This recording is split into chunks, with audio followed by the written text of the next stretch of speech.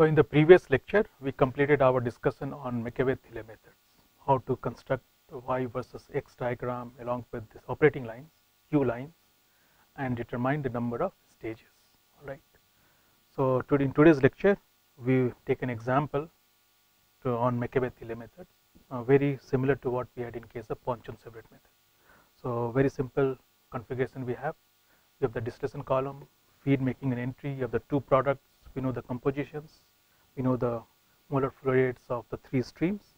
Then we will like to determine how many number of plates are required.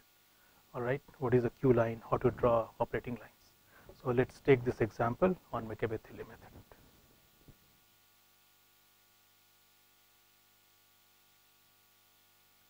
So let's draw a schematic of this distillation column. We have, let's say, top product, and then we have total condenser. All right, let's say that the reflux is saturated. It goes back to this top of this plate here. So we have feed entry. Similarly, we have here deboiler. All right, then we have this vapor reflux going back to this distillation column. And let's say that this example, we have this methanol plus water. Okay, say the feed flow rate is 5000 kg per hour, and the mole fraction is given as ZF 0.36. So it's a mole fraction. Okay, so based on this 0.36, recall, earlier example we had, we can calculate the average molecular weight, so which is say 23, and based on so this is 23 kg per kg kilomole. Then we can convert this 5000 kg per hour into 21.6 say kilomole per hour. So this is a good practice to convert this weight flow rate into this molar flow rate, which is 21.6 kilomole per hour. Then it's given that we have this top product, which is mole fraction is 0.915. Okay, and we have this d kilomole per hour. Similarly, the bottom product is xw, mole fraction is given as 0.00565, and the molar flow rate is w here. Okay, it says that reflux is 1.5 times this R minimum, and this reflux is saturated at bubble point. Okay, so the saturated feed, saturated reflux is sent back to the top column 1. So if this is xt, total reflux, this is y1, we know this is x0, so y1 equal to xt equal to x0, we have total reflux here. And then we have this two streams, this is x1, this is y1, then we have y2, this is your xt or x0, all right, and so forth. Similarly, the top bottom column, bottom plate, this is y np plus 1. So this is the compositions of the vapor, which would be in equilibrium with this bottom product. And then we can construct similarly, mole fractions for the two plates. So this is y np plus 1, this would be y np. So this is np np, and then we have np minus 1, etc. np plus 1 here reflects this boiler. Okay, so before we start, we solve the or redraw this y versus x diagram, let's calculate the unknown quantities like f, given f, what are d and w. So we have f equal to d plus w, f into zf equal to d xd plus w xw. So f is given, zf mole fraction 0.36, xt is given as 0.915, xw is given as 0.00565, two unknowns, two equations. One can solve to get the top product as 84.4 kilomole per hour, and we have this bottom product as 132.4 kilomole per hour. All right. So now what we have to do is in this we should draw y versus x diagram. Maybe we have been given txy diagram so that we know what is the temperature corresponding to this feed state. If the feed is saturated, what is the boiling temperature? If the feed is cold, where is the location of your enthalpy? All right, or the location of this, what is the temperature of the feed, etc. And here again, if you recall the discussions, while drawing the operating lines, there are three options. Okay, you have to see if you know the Q lines, and if you know one of the two operating lines, the third can always be drawn here. Now in this case, again we have to determine what is this Q line here. All right. So let's see if we can determine, or how do we determine this Q line here. So the definition for this Q is L bar minus L over F, which is also same as Hg minus Hf over Hg minus HL. So which means to obtain this Q line, one needs to calculate these quantities. All right. So generally some data would be given to us. The first thing is that we have been given this TXY diagram for methanol water system. So methanol is more volatile than water. Its boiling temperature is 65 degrees centigrade, pure component here, and here we have this 100 degrees centigrade. All right. Now mole fraction is 0.36. So from this diagram, it's easier to find out what would be the boiling temperature of this feed mixture. So from here, if you look at the curve for this TXY diagram, you can obtain from one of the handbooks, for thermodynamics, or even Trebol or McCabe-Smith. They report TXY diagram for methanol water system. One can obtain this. One can draw this TXY plot. Now in this case, feed is given. Feed temperature is given as 58.3 degrees centigrade. All right, and composition was given to us as 0.36. Now from here, if you look at this TXY diagram, that means here feed temperature is 58.3, which means we can say that the feed is cold. So what I am trying to say here, that looking at this TXY diagram, one can obtain this status of this feed. This feed is actually cold here, right? Or it's below this bubble point, below the bubble point. All right. So now we have to calculate this quantity to obtain this Q line. So although F is given, but we are not in position to obtain L and L bar. All right, because we do not know the reflux ratio, which is actually 1.5 times R min. To obtain R min, one has to obtain this Q line, but now from the enthalpy data, one can obtain this quantity. One can evaluate this quantity. So look at here we have Hg minus Hf. So the saturated vapor enthalpy minus feed enthalpy, and then we have saturated enthalpy of the vapor minus saturated enthalpy of this liquid. All right. So this is what we are trying to say here, that if you extend this line, this temperature is 89.7 degrees centigrade. So this quantity will corresponds to Hg. This is Hf, and here we have this HL. Of course, it's a TXY diagram. Corresponding to this, we will have this HGHF diagram, which means for this composition of 0.36, this is HL and this is Hg, and feed is somewhere here. All right. So now all we have to do is actually realize that we have to take a difference, Hg minus Hf, Hg minus HL. So whenever we have this difference, the best thing is that one should define this reference enthalpy or reference conditions, and the most simplest would be if we can choose feed, because the status of feed is known here. Choose feed condition as the reference. All right, that means HL can write as 1 mole multiplied by Cp into 76 minus 58.3. So go back to the previous diagram for this TXY diagram. We have boiling temperature is 76 and the feed temperature is 58.3.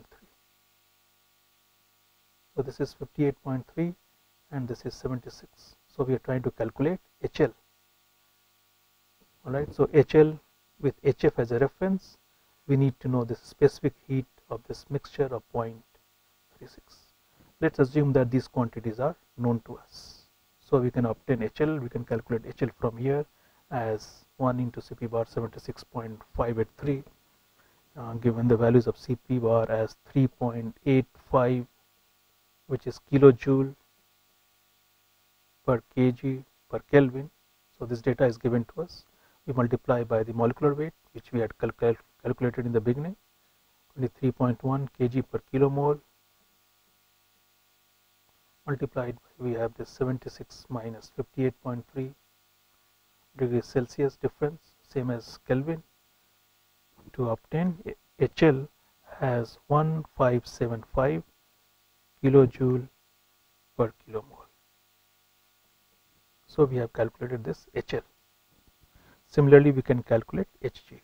Now again, if you recall our discussion when we started this discussion column for the vapor enthalpy, which is here Hg, one assumes that two components A plus B, both of them are heated separately to this temperature, vaporize, and then they are mixed. So to obtain this enthalpy of this Hg, that means this composition of water and methanol 0.36, its mole fractions for larger relative volatility or more volatile components, which is methanol here. The boiling temperature of methanol is smaller than water, so we have 0.36. Now we have Cp methanol into 89.7 minus 58.3. So this 89.7 corresponds to this temperature, which is a dew point temperature, and we have 76, which we said here is bubble point temperature, and this is the feed temperature. So when we are writing like this, Cp methanol 89.7 minus 58.3, that means so much mole fraction of methanol is heated from here all the way till this dew point, then it's vaporized, lambda methanol, and then they are mixed with water. So these are calculations. If you should recall, go back to your previous lecture notes, Cp watt to calculate Hg and HL. So we have 89.7 minus 58.3 plus lambda water. Alright, so again make a note that how we are calculating HL and Hg. First we have chosen the reference, which is like for our convenience we have chosen feed temperature or feed enthalpy as our reference temperature. So what is HL? Saturated liquid, alright, of this mixture is 76 minus 58.3 degrees centigrade. So M Cp del T. So del T we know 76 minus 58.3. Cp bar we have to calculate based on this average Cp for the two components, methanol and water. So we will have situations like Cp bar equal to Cp of water multiplied by the mole fraction of water plus Cp of methanol plus 1 minus x into 1 minus x water. So we calculate HL. To calculate Hg, one is to assume that the two components A and B, they are heated till the dew point. So in the same proportion, 0.36 1 minus 0.6, they are heated as if separately, then vaporized, and then they are mixed. So we have this Hg. So all these quantities are given to us, assuming suppose we obtain 40,915 kilojoule per kilomole. So you can look at the handbook to obtain this physical or thermodynamic properties of methanol and water here. latent heat of evaporation for methanol, pure methanol, latent heat of water, say at 1 atmosphere, and then do these calculations to obtain this Hg. So now we have Hg, now we have HL, alright. We can calculate our reflux ratios. So sorry, we can calculate Q here, Q line. So Q is Hg 40,950 minus 0. So that's HF reference, because all we require is a difference both in numerator and then denominator. So 40,915 minus 1575. So now we have this Q as 1.04. Alright. So it's very important that we realize here that first quantity we have to evaluate is Q. Okay. So once we have this Q and it's 1.04, recall it's greater than 1, then we have subcooled liquid. Alright. So recall our earlier discussions. When Q assumes different values, the most common was 0. When we have saturated vapor, we have 1 when it's saturated liquid. Then we address on different quantities, different situations, like Q greater than 1 for subcooled liquid, Q less than 1 for superheated, etc. Alright. So once we have Q, then we can obtain the slope of Q line, so which is Q over Q minus 1. So this is slope of Q line, and if you put this quantity here, we can obtain 26. So now we have this Q line equations. Recall y equal to Q over Q minus 1 into x, y equal to mx, plus the intercept, which is at minus zf Q minus 1. So now knowing Q, knowing this zf, we are in position to draw this Q line or mark different coordinates on y versus x diagram. So we have y, we have x. From txy we can also obtain this yx diagram, or maybe this yx diagram is given to us. So let's draw qualitatively. Okay, you can always go through this methanol water system in some handbooks and can do this, can complete this exercise. So now we have this xt 0.915, and we have here 0.00565. All is given to us that R is 1.5 times R minimum. Alright.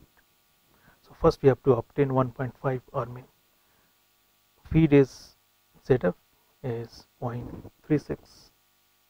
Now we know the slope of this line, Q over Q minus 1 as 26. So we can take the slope 26 and 1, or we can obtain tan theta and find tan theta to draw this Q line. So notice the slope of this Q over Q line minus 1 is greater than 1, Q is greater than 1. We have this line going like this with the slope of 26. Now we have 0.915 here, 0.05165 here.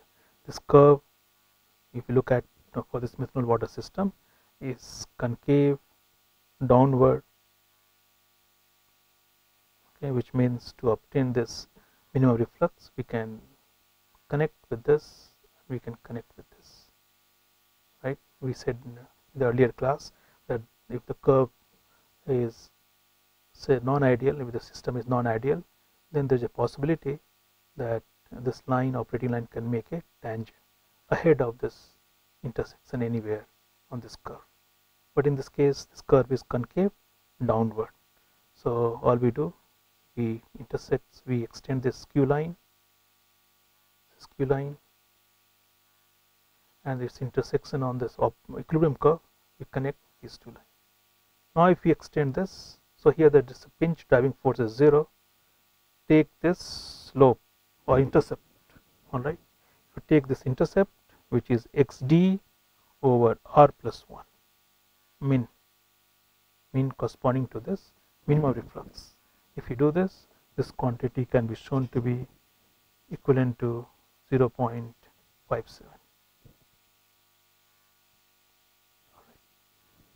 From this one can calculate R min, which is 0.60, and once we know R min, now we have operating reflux as 1.5 times R min, which is 0.90.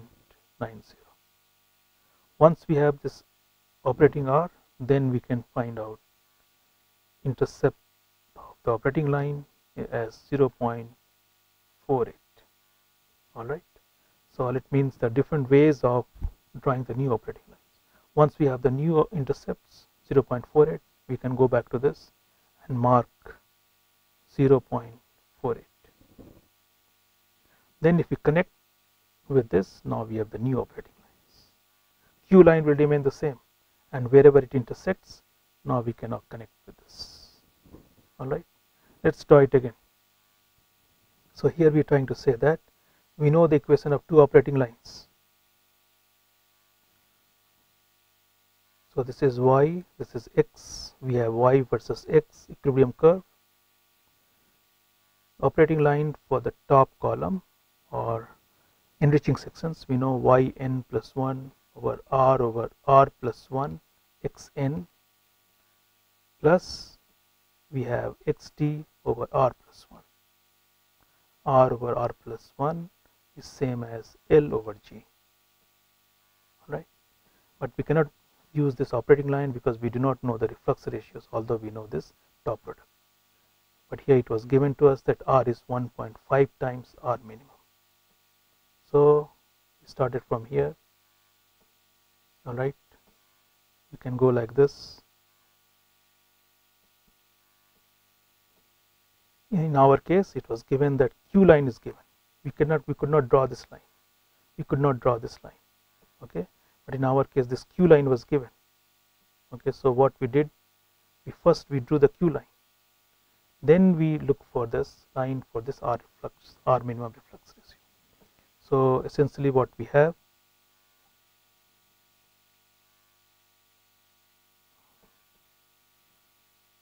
y versus x.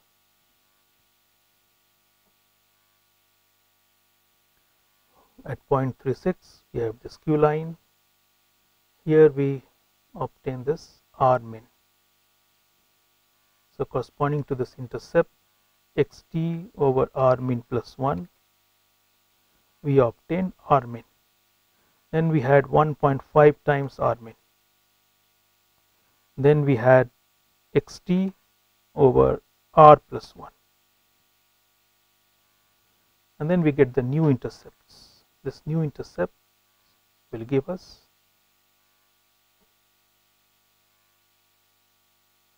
the two operating lines. Okay, so now once we have this second operating line, remember we did not solve explicitly the equation of the second operating line, or for the equation for this enriching sections, stripping section, is L over G bar xm minus W over G bar, but we do not know these quantities W over G. So all we did, first we had the Q line, then we got this R, or the equation for this enriching section. So whenever we have, once we have these two, this line, it intersects here. Now we can connect with this. So we have this new line equations. From this, of course, we can find out L bar by G bar. Here also we have L by G. Okay. So once we know the reflux ratio here R, which we calculated as 0.48, we can calculate the amount of the liquid or amount of the vapor flowing in this distillation column. So if you have the distillation column like this,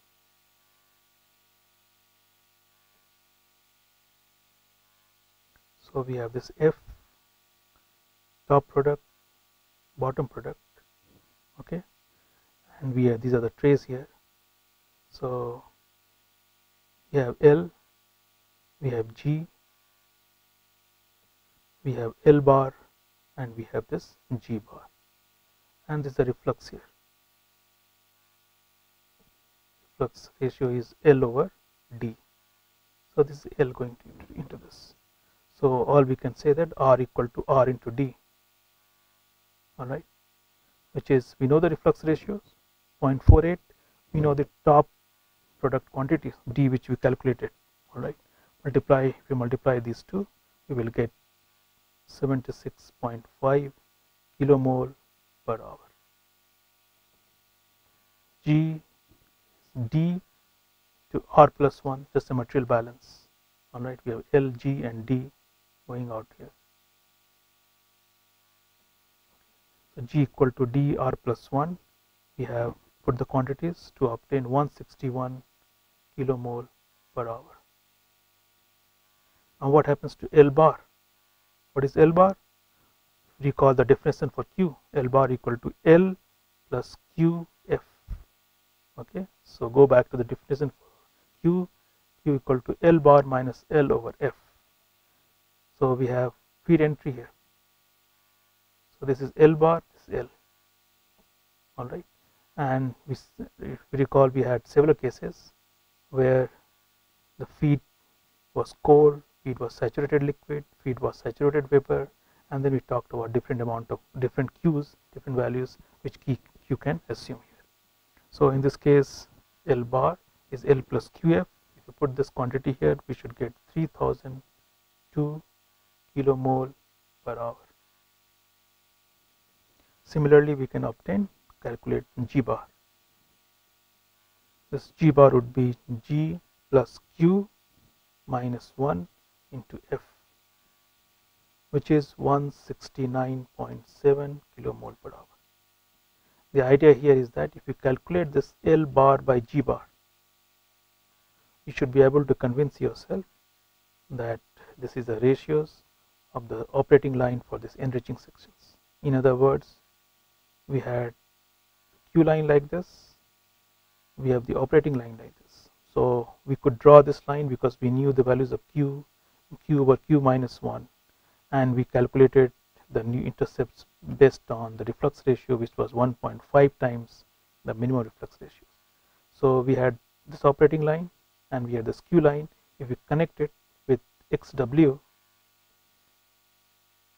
okay, and calculate this reflux ratios, you must get the same number as what we obtained here, 3002 over 169.7.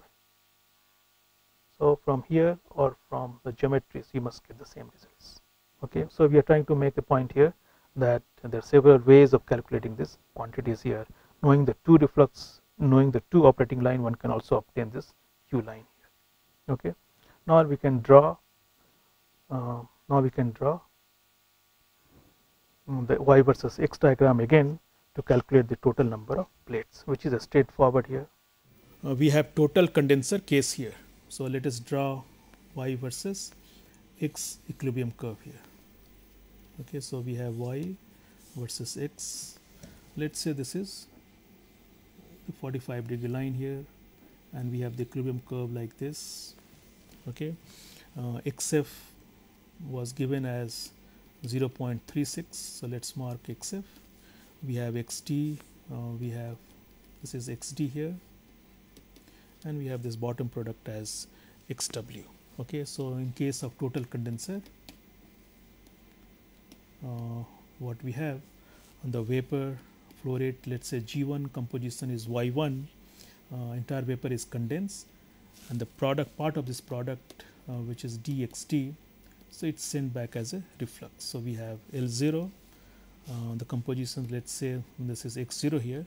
Now you can see that since it's a total condenser, Y1 will be same as X0 and it will be same as XT. All right. So in other words, if you have trays, let's say top tray 1 and 2, we have this composition of the liquid reflux X0. The vapor which is leaving tray 1 is Y1. Same vapor goes to this total condenser. So if this is X1, Y1 and X1 will be in equilibrium. All right, and Y2 and we have X1 connected through this operating line. All right, so let's try to mark these points here on this equilibrium. So starting with X2, XT here, which is same as X0, we have from the 45-degree line, this coordinate is Y1. Now Y1 and X1, they are in equilibrium, two living streams. So we can have this x1 here.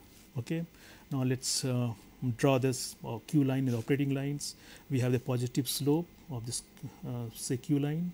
So let's say this is your q line, and if you draw the first operating line like this, second operating line, let's connect it like this here. Okay, so keep this in mind that the slope is positive of this q line. Okay, so now we have y1 and x1 we marked here. X1 to y2 we can get, so this is when this x1, now we have this from the operating line, we have this x2. So this way we can start drawing the stages 1, 2, 3, etc. And as soon as we cross this q line, then we step down to this second operating line, and then we can proceed here further here. If you draw this carefully, you will see that we require stages slightly greater than 8.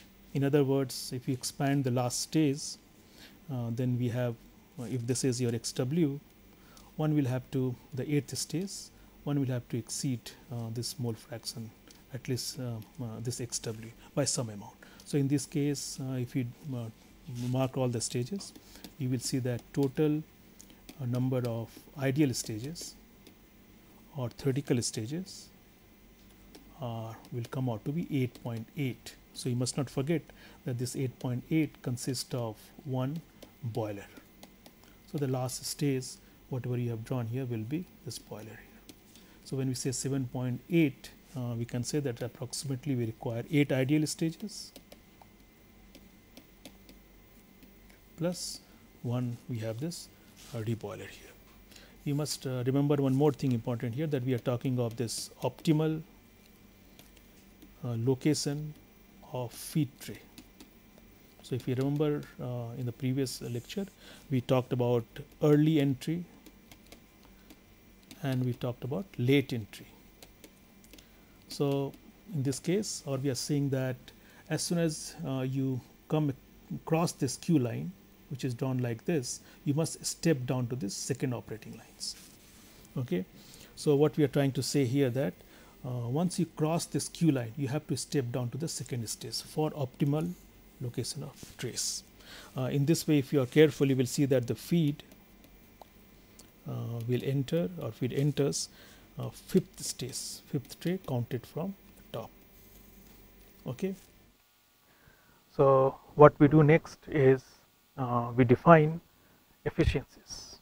Okay, so if you recall from our previous discussions, we said that if you choose any stage, we assume that the vapor leaving that stage is in equilibrium with the liquid leaving that stage. So it's an ideal situation, and we have a number of trays, or any trays, we call it theoretical tray. Okay, but in reality, because of so many non-idealities like frothing or non-uniform mixing, there is a possibility that the vapor and the liquid leaving, they are not in equilibrium. So in those cases, one has to define Murphy efficiencies or the overall efficiencies. So essentially, physically we are trying to say that if there are non-efficiencies in the column, then we require more number of stages or more number of trays. So instead of 40 trays, the efficiency is 0.8 overall, then it's a 40 by 0.8. We require larger number of trays to have that separations. Okay, so we like to define this quantity here, feed Murphy efficiencies. So Murphy efficiency we also use in our first introductory lectures when we are talking about cascades and stages. Okay, so what essentially we have is yn, let's say nth stage, and we have this xn. So this quantity is yn plus 1, and we have this xn minus 1. So these two are in equilibrium. If they are in equilibrium, let's put a nomenclature, the star here, y star. Okay, so this is a theoretically it's an ideal situations. If we have 100% efficiencies, then yn star and xn, they will fall on this y versus x diagram. So given xn, we have this yn star. But now we are saying that it's these two streams may not be in equilibrium. That means we have yn less than yn star. So now we can define Murphy efficiencies with the nomenclatures EMG, E for efficiencies, M for Murphy, and G for the vapor or the gas phase. Alright. So we are saying that now the efficiency is yn minus yn plus 1. So this is the actual enrichment. The composition of this vapor arriving this plate is yn plus 1. It's enriched or increases to y1. So this is what we are getting really in a real sense, but actually the ideally would have been yn star minus yn plus 1. Okay, so yn is smaller than yn star. That's why we have this efficiencies factor here. Okay, so this is the quantity one has to evaluate for each tray, but no, it's very difficult in the sense that we do not know the compositions of yn at every trace. All right, so this number remains a theoretical number. One has to obtain some correlations. Similarly, we can define as another way of efficiencies, which is like overall tray efficiency, which is nothing but ideal number of trays over how many number of trays we have. All right, and this has a nomenclature, it's EOG. One can show that, or it has been shown that EOG is related to this EMG as log 1 plus EMG 1 over A minus 1 over log 1 over A, where A, if you recall, we have used this factor in case of F-Jobson column as well. We have M L over G. So this definition remains the same, except now M is the slope of this equilibrium curve y versus x. L and G are the molar flow rates. So this one correlations we have between overall efficiencies and the Murphy efficiencies. As we said earlier, the Murphy efficiency has to be defined for every plates, which may not be possible. So very often we work on this overall tray efficiencies, which is nothing but total number of trays required or the existing trays over this ideal number of trays here. But suppose if EMG is given to us, okay, because there are ways to calculate EMG from some correlations. So if EMG is given to us, that means we should be able to work out to find out what is the existing composition of this yn. That means we have to draw quantity like, or the equilibrium curve like this pseudo equilibrium curve, okay, because now we are talking in terms of efficiencies or inefficiencies. So pseudo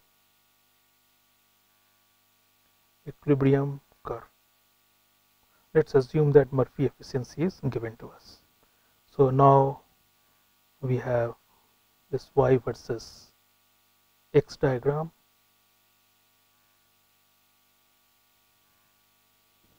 All right, let's say this is the Q line and we have this other operating lines. Okay, and let's choose we have this at certain locations, say we have this xn. Okay, so now this xn is in equilibrium with now yn star, and the operating line, if you recall from our discussion, will give you yn plus 1. So we have xn and now we have this yn plus 1. Okay, so but now we are saying that because of these efficiencies, this leaving streams yn is not in equilibrium with this xn. So we have this tray here, this is yn, this is yn plus 1, we have this xn. So xn yn plus 1, they are connected by this operating line.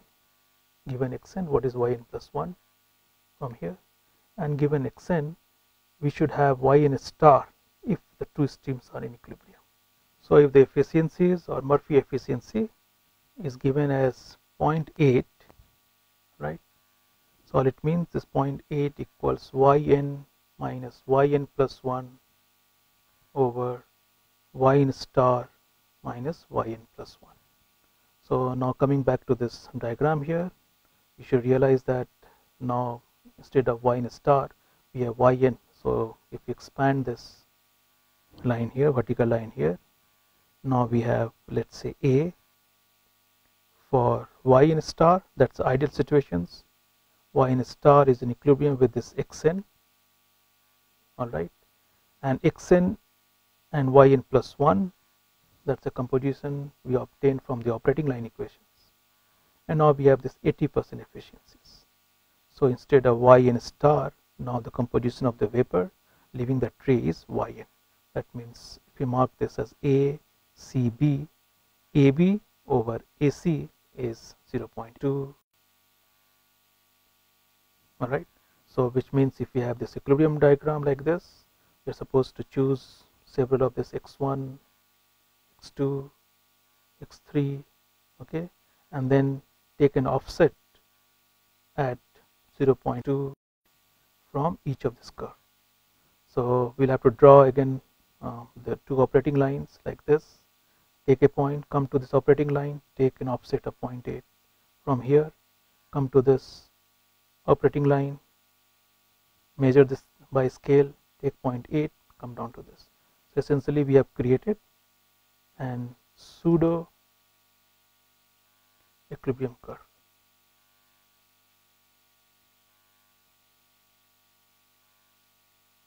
Alright, so you must understand the physical meaning of this. The vapor which is leaving this tray should have been saturated, but it's not saturated here because of certain efficiency factor, which means yn, right? One has to calculate equivalent to this condition here, 0.8. Alright, so from operating line we just mark any xn mole fractions, we obtain yn plus 1, and the equilibrium curve gives yn star here, yn plus 1, measure this scale, take 0.8, 0.7, whatever is given to us. Now we get yn, say, double star. This would be our pseudo equilibrium curve here. Similarly, to go to the next point, we have xn, you obtain equilibrium curve, yn star, you have this operating curve for this yn plus 1, measure this, take this offset, you have another point here as yn star here. Connect all of this to obtain this pseudo equilibrium curve. That becomes our starting point, and from here onward we can do all our calculations. Then we can forget the top one. Alright. So now what we do here, we take one more example of this based on this McCabe-Thiele methods, and here we take the conditions. Instead of total condenser, we have partial condenser. Alright, so if you recall in our previous discussion, we had when we have the partial condenser, then the top product is withdrawn in the vapor phase and the reflux is sent back to the distillation column as a liquid, okay, so which is in equilibrium with the vapor phase compositions. So this is a partial condenser. Yd is not same as x0, which we had in case of total condenser. In case of total condenser, y1, the composition of the vapor leaving the top plate and arriving at the condenser, is same as the composition of the product xt and the composition of the reflux liquid which goes back to the distillation column. In case of partial condenser, there is a thermodynamic equilibrium between the top product, vapor product, and the liquid which is leaving to this. Now the liquid which is going back to the distillation column can also be further subcooled. So without saying, when we say this partial condenser, we are trying to say that liquid is saturated. We will take another example where the liquid may be further subcooled below this bubble point. Okay, so let's take the first example, very small short example, and we confine our discussion only on this partial condenser. Okay, so we take this example of partial condenser. All right, so what we have here is the vapor which comes from the top plate as a mole fraction y1, molar flow rate is g. So we have the top product composition, say yd, molar flow rate is d, and the liquid, the reflux here has a molar flow rate of L and the mole fraction is x0. So this problem statement says that we are using a partial condenser and the reflux is saturated liquid. All right. So that means this yd and x0 is they are in equilibrium. All right. So compare this to the previous condition of total condenser, where we had the composition Y1, the product was Xt, and the liquid reflux, this has a mole fraction of X0, and since it was a total condenser, Y1 equals X0 equals Xt. Unlike here, Y1 is different from Yd, different from X0, and the two streams, the liquid vapor here with mole fraction Yd is in equilibrium with X0. All right, so you must appreciate that this tray or this condenser is acting as a theoretical stage. Here we have, let's mark the stream, the top product Yd vapor is in equilibrium with the liquid which is going to this reflux, to this distillation column as a reflux. So Yd and X0, they are in equilibrium, and the vapor composition, this stream arriving to this condenser is Y1. So this is Y1. So this is exactly acting as a theoretical stage. Then onward you have first stage, second stage, etc. So this is a condenser which is acting as a theoretical plate, very similar to what we had in case of reboiler, where the vapor which comes out with the boiler is in equilibrium with the liquid product. All right. So that's one thing. This example, first it says we have the partial condenser, and the description is that this reflux is saturated liquid. All right, and the reflux ratio here is given R as 1.35. So this is L over D. Now the problem states that feed is cold. All right, so feed is cold, and for each mole of feed, 0.2 mole of vapor is condensed at the feed plate. All right. So again, try to understand this statement here before we see how we can solve this problem.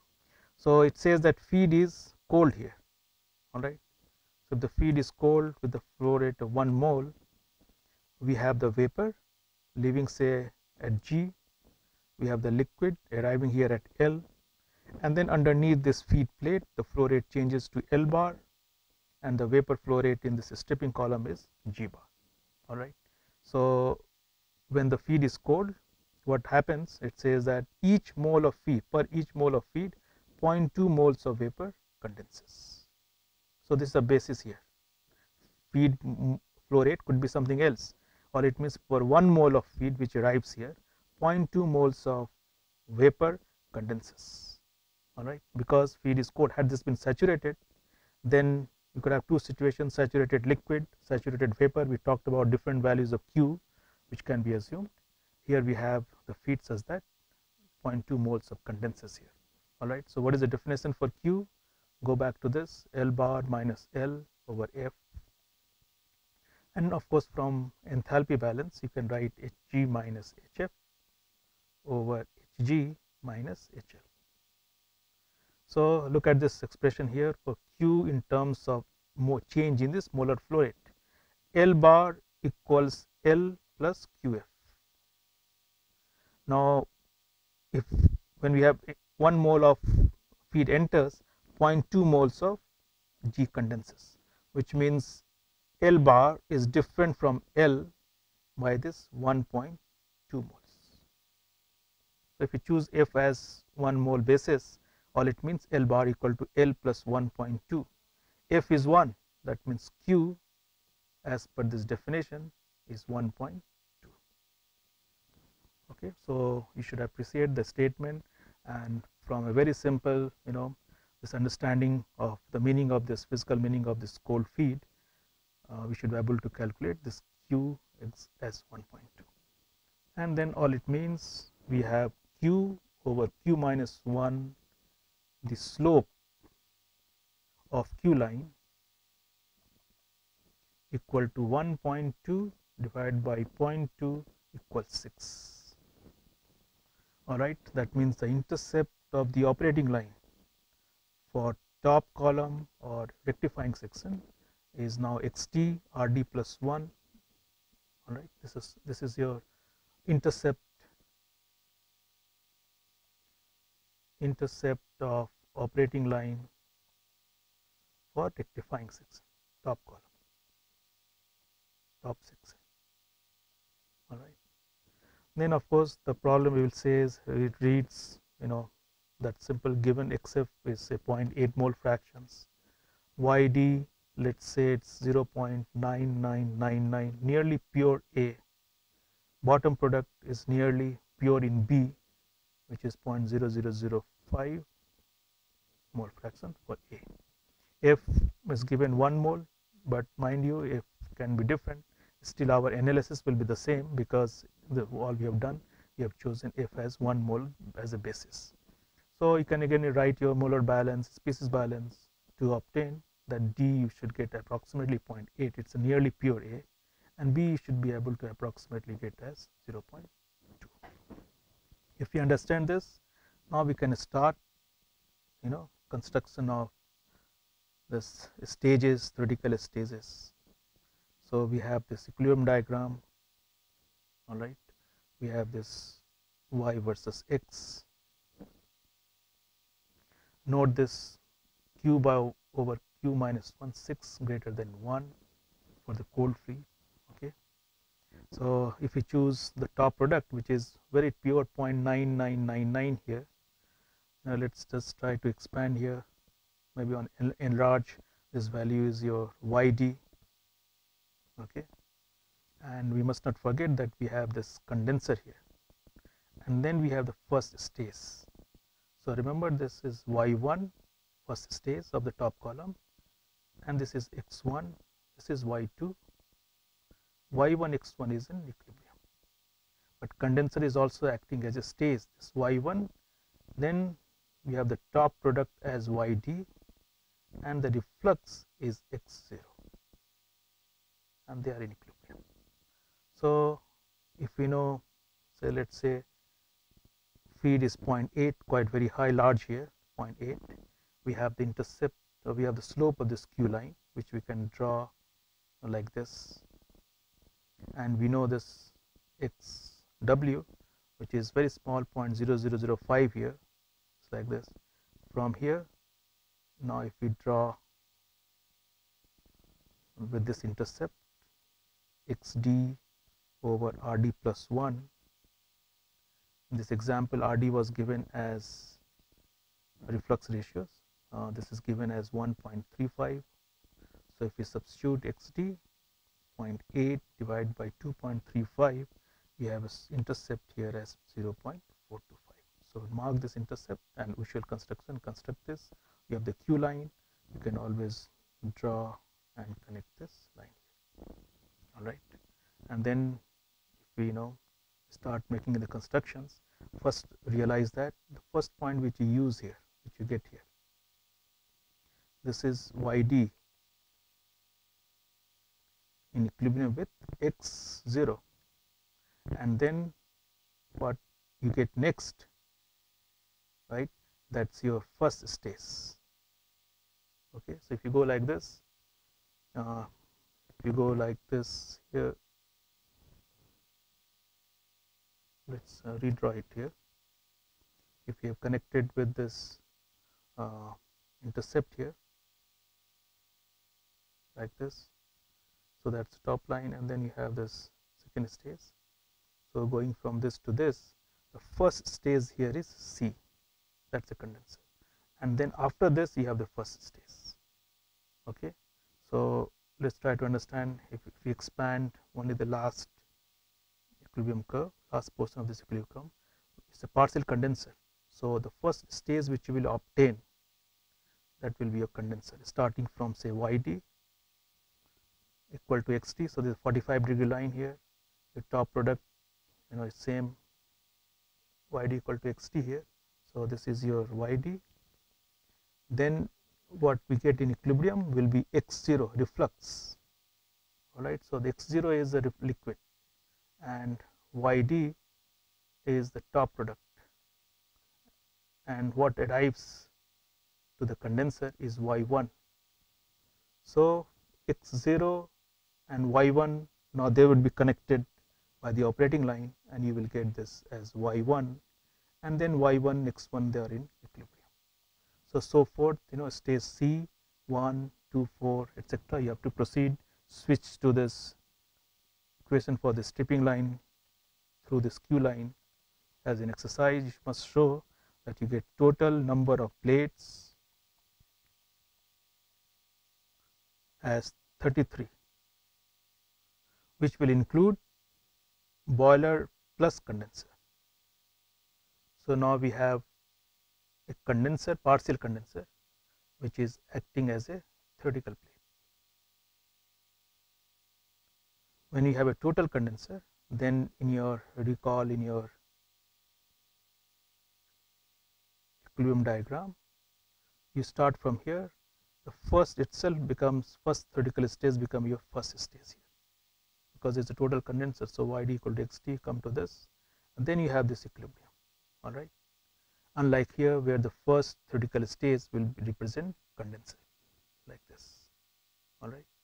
So it's a very simple example on partial condenser, Plus, we also talked about the feed, which was cold, and from that we got a new values of Q as directly as 1.2 from physical understanding, and then we got the slope to draw this line. All right, very good.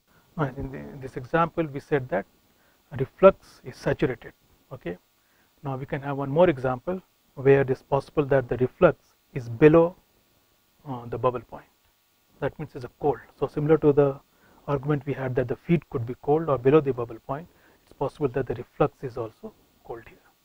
In that case, you should realize that when this cold reflux arrives to the top plate, the vapor which is living will condense. So very similar to what argument we had case of the feed. When the feed was cold, therefore when feed enter at the feed entry, the tray for the feed, then the vapor condensed. So similarly, if the reflux is cold, then the vapor leaving the top plate will also condense, which means the reflux ratios or the amount of the reflux R0 or L0 which goes to the column will now the molar flow rate will change there.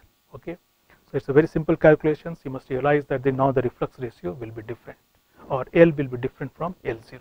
Why? Because the vapor is condensing at the top plate. So we should be able to calculate actually internal reflux ratios. So far we had only one. We said that L0 equal to L. So we have one reflux ratio. Now you should appreciate that the amount of L0 is different from L because some vapor has condensed there. So we should calculate the new reflux ratios or the apparent reflux ratios R or L by D. All right. So we just make this calculation here, very simple. We have this cold reflux. We have this condenser. Okay. So this is G1. This is Y1. Let's say we have the total condenser. So this is X0, same as XT, same as Y1. So this is X0 and this XT, and we have this YD. Okay, and this YD is same as Y1. But now the feed is cold. That means when it comes to the top plate, then the vapor which is living here, part of this vapor condenses. So although the composition is Y1 here, but the molar flow rate of this G1 within this column will be different, or just G will be different from what we have here in G1. All right. So if this amount of the liquid is L0, now what we are going to obtain from the first stage onward is L, which is different from L0. So L does not equal to L0.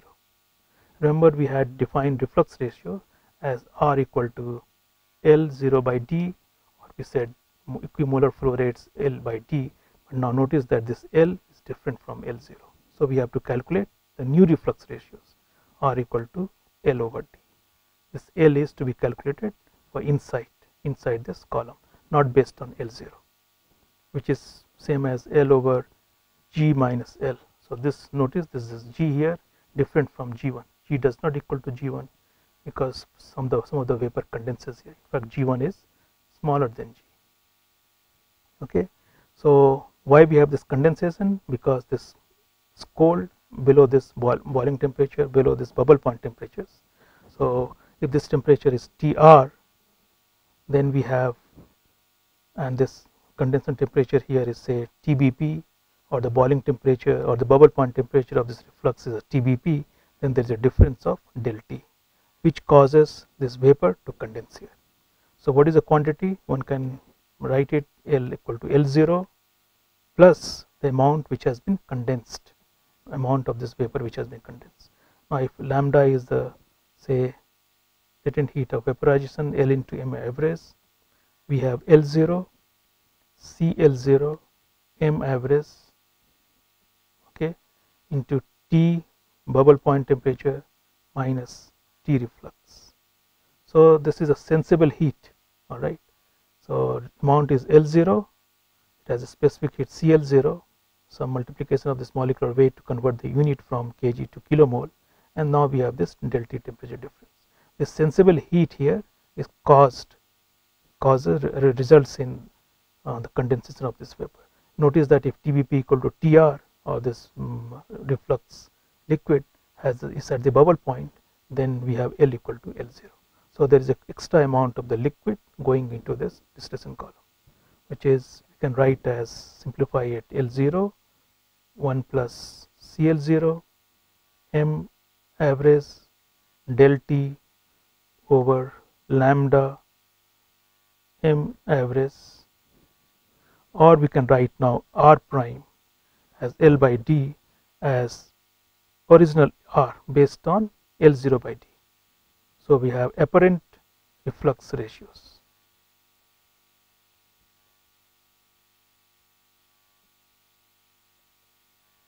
Apparent reflux ratios same as R into 1 plus CL0 M average del T over lambda M average. In other words, we have the similar operating line for the top column, except now we are going to work on this apparent curve reflux ratios, xn plus xd over r dash plus 1. Alright, so with this discussion we conclude today's lecture. We took an example when we had saturated reflux, and then we had this reflux which was cold, right? So in that case we have to work on this apparent reflux ratio here. We also took an example when we had the total condenser and we had this partial condenser. So difference between total condenser and partial condenser is the same as what we had earlier when we discussed the Ponton separate methods. The vapor and the liquid, they are in equilibrium. In that case you have the first stage which you will get on this YX diagram will correspond to the reboiler. Okay, unlike when we have the total condenser, when the first tray which we get on this geometrical representation of the trays belongs to the first tray. So these are the examples. It's recommended that you go through McAbee-Thiller methods, take some other examples from the textbook Treball or from other book Separation by Datta, and solve as many as problems. All right, thank you.